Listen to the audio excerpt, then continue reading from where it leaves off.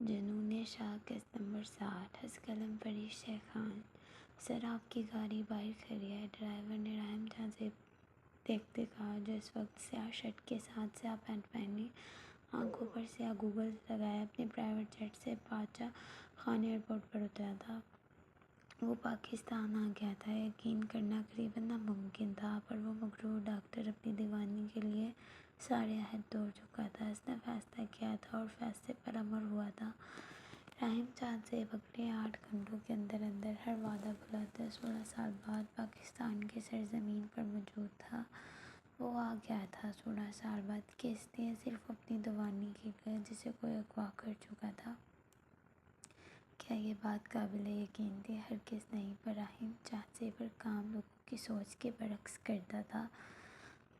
कलाम पहुँचने में कितनी देर लगेगी? राहिम ने बाहर की जानिब कदम बढ़ाते पूछा। सर मुश्किल से 1 घंटा लगेगा, ड्राइवर ने जवाब दिया, जिस पर इसने सर हिलाया और जाते गाड़ी में बैठा, जहाँ पहले से ही इसका एक एतबारी बंदा मौजूद था। कहाँ है यशवा? इसने गाड़ी में बैठते ही सवाल किया। सर मैडम यहाँ से करीबन 45 मिनट की मसाफत पर मौजूद एक कच्चे मकान में कैद है।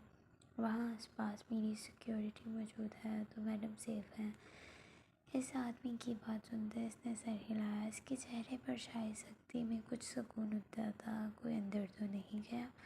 राहिम ने अगला सवाल किया। नहीं सर, कोई अंदर नहीं गया। इसके जवाब पर राहिम ने सर हिलाया। और यशवा को अगवा किसने किया? क्या वो पकड़ में आया है तुम्हारी या नहीं?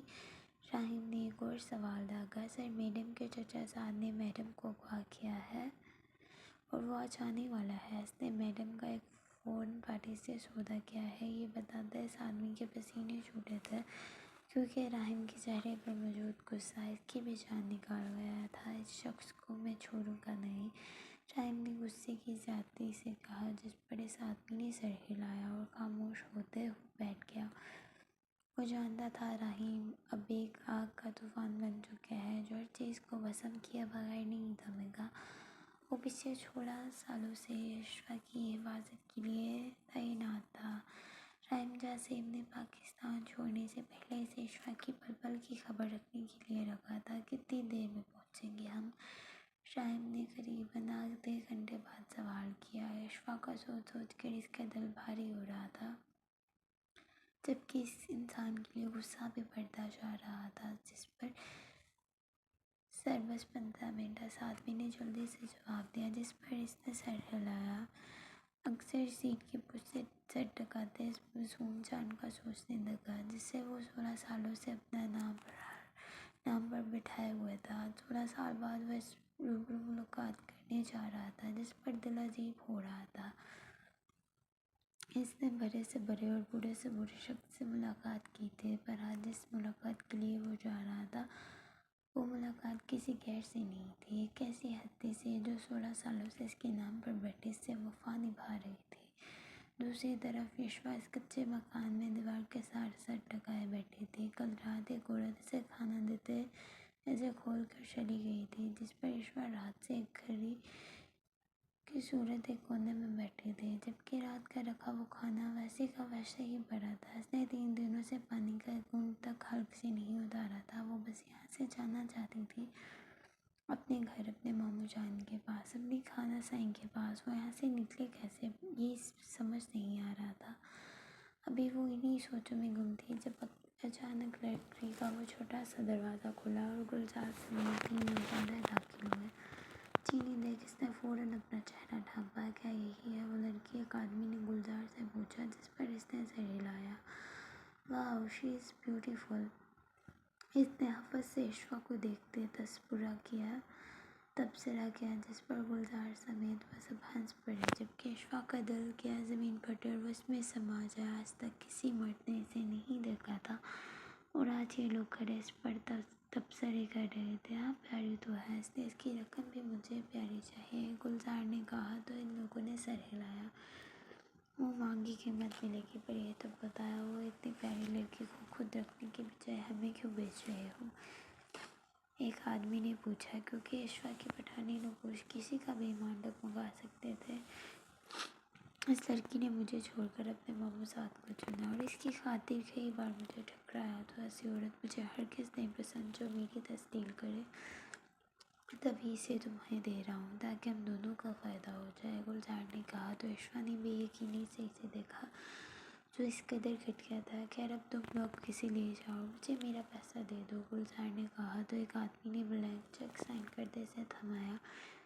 इसे खुद भर लेना, इसने कहा और ईश्वा की तरफ भरा जिसे देखो खौफ से खड़ी हुई। देखो दूर रहो, ईश्वा ने ख्वाब से नजर आते हुए सब आंखों में आंसू समूते कहा। दूर क्यों, तुम्हें पैसे दिए हैं हमने, इस आदमी ने कहा। तो ईश्वा ने अब की बार गुलजार को देखा। गुलजार भाई, ईश्वा ने मिन्नत की पर गुलजार को पैसे की लालच पड़ी थी। तभी वो इसकी पुकार को इग्नोर कर गया जबकि वो आदमी ये मंजर देख हंसा और ईश्वा की बाजू थामने को हाथ बढ़ाया। पर अभी वो ईश्वा को छूता कि इससे पहले ही एक सरसराती गोली हवा को चीरते इस आदमी के बाजू पर पहुंच हुई, जिस पर वो आदमी कराहते ज़मीन पर बैठा। जबकि ईश्वा ने डर कर चीख मारी। इस आदमी के साथियों ने इस मंजर को देखा, इस समेत बनी खड़ी को देखा जहाँ से गोली आई थी, मगर वहाँ कोई न था। अभी वो ये सब समझने की कोशिश में थे कि इन्हें पीछे मौजूद दरवाज़ा एक झटके में टूटा और अगले ही पल इब्राहिम चाचा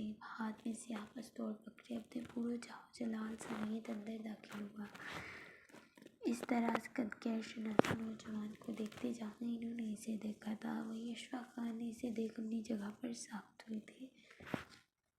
कहा, खान साईं, इसे देख। अशफाक ने सरगोशी में इसका नाम पुकारा, जिस पर राहिम ने अपनी खून आशाम नजरें उन लोगों से हटाते निकाब से झलकती भीगी सब्ज़ आँखों में आंखों वाले लड़के को देखा जो इसकी मांगते। इसे देखते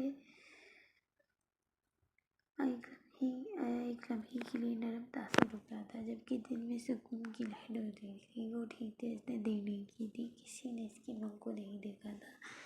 एक कौन हो तुम, गुलजार ने एकदम ऊंची आवाज़ में पूछा, जिस पर वो एक बार फिर हमजा सिंह की नस्लों का मरकज़ बना था और ये मरकज़ बनना इसके लिए अच्छा साबित नहीं होना था। मैं कौन हूँ जानना है तो सुनो, मैं तुम्हारी मौत हूँ और इन दो हरामजादों के लिए दोज़ख की वो आग हूँ जो इन्होंने दुनिया में ही जलाकर खाकस्तर करने वाली है। राहिम ने अपने कदम ईश्वा की तरफ बढ़ाते कहा और साथ ही एक चुटकी बजाई, जिस पर इसके गार्ड्स ने अंदर आते इन तीनों को दबोचा। जबकि राहिम ईश्वा के सामने शीशा लाई दीवार बने खड़ा था। वो नहीं चाहता था इसकी मंग पर किसी की नज़र पड़े। ये छोड़ो मुझे और सही बताओ कौन हो तुम और यहाँ क्या कर रहे हो, गुलजार गार्ड की गिरफ्त में बड़बड़ाते एक बार फिर चिल्लाया, जिस पर राहिम ने इसे देखा। मैं अशफाक खान का होने वाला शोहर हूँ, यहाँ मैं अपनी मौत को लेने आया हूँ, लेकिन इससे पहले तुम सब हरामजादों को मौत के घाट उतारूंगा। राहिम ने अपने गार्ड्स को इन तीनों को बाहर ले जाने का इशारा करते कहा, जिस पर वो इन्हें घसीटते बाहर ले गए। जबकि राहिम ने दोबारा से अशफाक को देखा जो एक ही जगह खड़ी बस इसे देख रही थी। आज 16 साल बाद इसने इसे हकीकत में देखा, वरना वो पिछले 16 साल से इसकी तस्वीर को देखते जी रही थी। वो आज रूबरू था, यकीन करना मुश्किल था और वो उसके लिए आया था। इस पर यकीन करना नामुमकिन था। क्या वो इतनी अहम थी कि वो उसके लिए आता? क्या वो इस मगरूर खानज़ादे की ज़िंदगी में इतनी हैसियत रखती थी कि वो उसकी खातिर 7 समंदर पार करके आता? यशवा के दिमाग में बस ये सवाल चल रहे थे, जबकि दिल तो इसके मुंह से खुद के लिए मुँह सुनते जो धड़का था सो धड़का था और इसके खुद को इसका होने वाला शौहर के ना जान सीने में अटका गया था।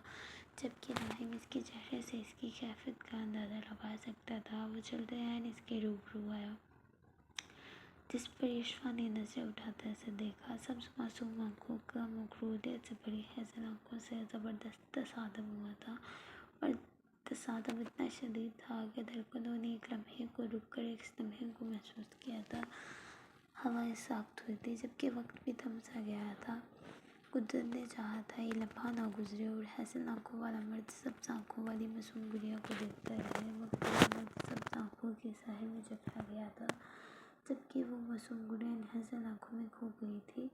पर मगरूर मर्द को खुद को संभालना आता था। तभी लम्हे में खुद को कंपोज किया और एक मजीद कदम इसकी नज़दीक हुआ, जिस पर ईश्वा ने सांस रोका आप ठीक हैं यशवा? राहुल ने इसकी आंखों के शहर से निकलते पूछा, जिस पर यशवा भी होश में आई और उसके पलकों इसके सीने से लगते सिसकने लगे, जबकि राहुल इसके यूं एकदम इतने करीब आने पर सांस रोक गया। ये एहसास इतना खूबसूरत क्यों लगा था वो समझ न सका।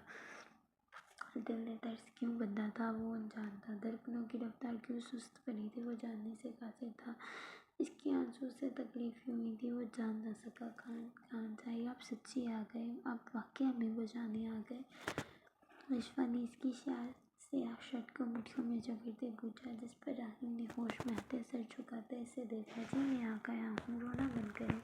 राहिम का लहजा इतना नरम था कि वो इस पल को खुद भी हैरान हुआ। इसका लहजा इतना नरम था, इस बात से तो वो भी अनजान था। खान साई हमें ले जाए, वो लोग हमें छूने वाले थे। यशवा ने कहा तो राहिम ने इसका सर सहलाया। परेशान ना हो, मैं आ गया हूँ ना। ये बताएं, किसी ने हाथ तो नहीं लगाया ना आपको? राहिम ने पूछा तो उसने सर उठाते इसे देखा। अगर किसी ने हाथ लगाया हुआ तो आप हमें छोड़ देंगे? यशवा नहीं जानते थे इसने ये सवाल क्यों पूछा, पर राहिम इसके सवाल और लहजे में मौजूद डर को महसूस करते सख्त हुआ। यशवा आप ऐसा क्यों कह रही हैं? मैं क्यों छोड़ूंगा आपको? अगर छोड़ना ही होता तो आपके अगवा होने का सुनकर 7 समुंदर पार करके आपके पास ना आता, राहिम ने कहा। तो यशवा ने एक बार फिर इसके सीने में चढ़ा छुपाया। आप हमें छोड़कर चले जाते हैं, आप हमें खुद से दूर कर देते हैं। यशवा ने अब की बार लोगों की बजाय से इसकी शिकायत लगाई, जिस पर राहिम ने ला खुद को रोकने के बावजूद इसकी कैद हसार बांधा। अब छोड़िए, आप रोना बंद करें, अब नहीं जाता कहीं, राहिम ने नरमी से कहा, जिस पर यशवा ने इसे देखा। क्या मतलब? यशवा ने पूछा। अभी कुछ देर तक आपको सारे मतलब समझ आ जाएंगे, शाहीन ने इसका सर थपकते कहा और साथ ही नरमी से हाथ बढ़ाते इसका बाजू पकड़ते इसे खुद से दूर किया। कहाँ जा रहे हैं? यशवा ने इसकी हरकत पर दोनों हाथों से इसकी कलाई पकड़ी। आपकी आंसू देने वालों की चमड़ी उधेड़ने जा रहा हूँ, अभी आता हूँ, बस आप यहीं रुक कर मेरा इंतज़ार करें। राहिम ने इसके हाथ को नरमी से थपका, फिर इससे बाजू चढ़वाते बाहर निकल गया, जबकि यशवा वही साख्त खड़ी रह गई। राहिम जाज़ेब खान न सिर्फ इसके लिए 7 समुंदर पार करके आया था, बल्कि इसे अपना लम्स और सीने की हरारत भी बख्श गया था। क्या वो ख्वाब देख रही थी? जबकि दूसरी तरफ इस कच्चे मकान से निकल रहे राम की जहरी के असरात सख्त हुए। वो चलता सीधा अपनी गाड़ी के पास आया, जहाँ वो तीनों इसकी कार के शिकंजे में फंसे घुटनों के बल ज़मीन पर बैठे थे। गुलजार खान, कैसा महसूस हो रहा है यहाँ मेरे कदमों में बैठा? शाही मैन इनके सामने आते बोला। छोड़े हुए, वरना मैं तुम्हारी जान ले लूँगा, गुलजार ने कहा तो हंस दिया। फ़िरौन को धमकियाँ नहीं लगाते गुलजार साहब, फ़िरौन की सफाकियाँ देकर तुम्हारी रूह बलबला उठेगी, राहिम ने कहा और एक सफाक मुस्कुराहट इसकी तरफ उछालते अपनी वेस्ट में लगी गन निकाले, जिसे देखें तीनों की जान निकली। चलो अब कलमा पढ़ लो, क्योंकि तुम्हारी ज़िंदगी की कहानी ख़त्म होने का वक्त हुआ चाहता है, राहिम ने गन लोड करते कहा और ट्रिगर पर उंगली रखी। फिर अपनी गन घाट को तरफ उछाल के इन तीनों को मौत की घाट उतार दो। मैं एक नेक काम करने जा रहा हूँ, तो मैं अपने हाथों को उनके गंदे खून से रंगना नहीं चाहता, राहिम ने कहा। तो इसके गार्ड्स ने सर हिलाया। रॉकी यही पल वहाँ एक साथ 3 फायर हुए, जो इन तीनों के दिमाग के बीचों बीच लगती इनको इनके अंजाम तक पहुँचा गए थे। मेरे बाहर आने तक इन तीनों को यहाँ से गायब करो। अगर मेरी सरदारनी के रिंग पर नजर पड़ी तो सब जान से जाओगी, राहिम ने सरअंदाज में कहा और वापस इस मकान में दाखिल हुआ, जहाँ यशवा अब तक इस जगह पर खड़े दरवाजे पर निगाहें जमाए हुए थे, जिसे देख राहिम के चेहरे पर मुस्कुराहट सी आई, जिसे इसे देख विश्वा फौरन आ गया तो इसके सीने में आंसू समाए, जिस पर राहिम ने गहरी सांस भरी। मुझे अल्लाह को मुँह दिखाना है सरदारनी, ऐसे मेरे सीने से लगेंगी तो किस मुँह से अल्लाह के सामने जाऊँगा, राहिम ने बेबसी से कहा। तो यशवा फ़ौरन इससे दूर हुई। इसका चेहरा एक लम्हे में सुर्ख हुआ, जबकि निगाहें फ़ौरन रुखसारों पर सस्तारियत हुई, जिन्हें देख वो मुस्कुराया।